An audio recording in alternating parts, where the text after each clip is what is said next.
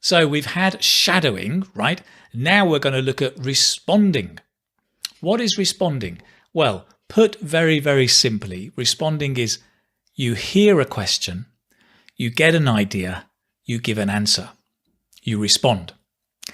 The biggest problem students have is that they practice. They take a question, they know the question, they've prepared it, and they practice giving answers, right?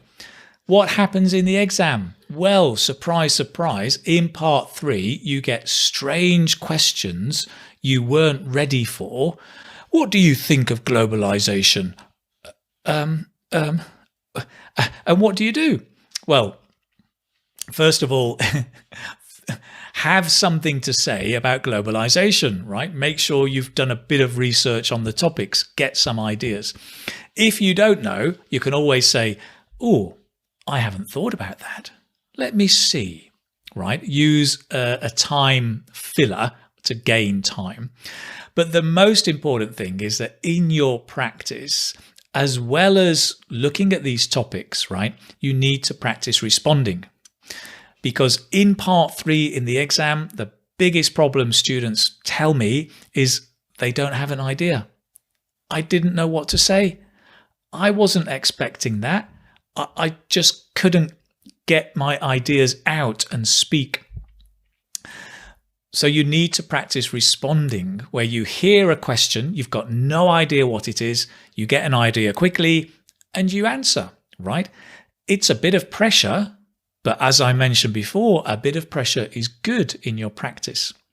Now, you can do this if you have a speaking partner really effectively, right? So what you do is one of you says, I'm going to bring in to our next session 5 questions and you don't know what they are. And the other person does the same. You come into your session and you ask each other these surprise questions. And it's a shock at first, but it's like anything. It's like going down the gym. You just practice this and you build up the skill.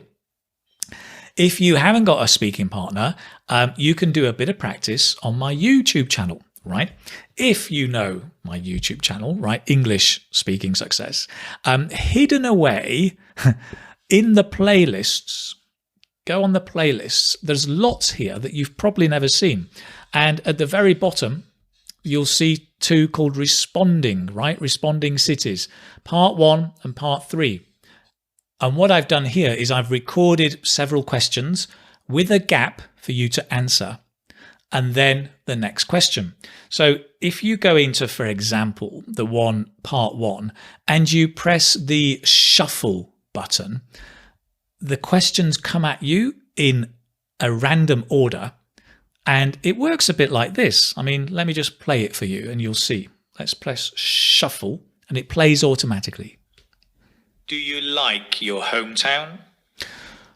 Oh, that's a good question. Do I like my hometown?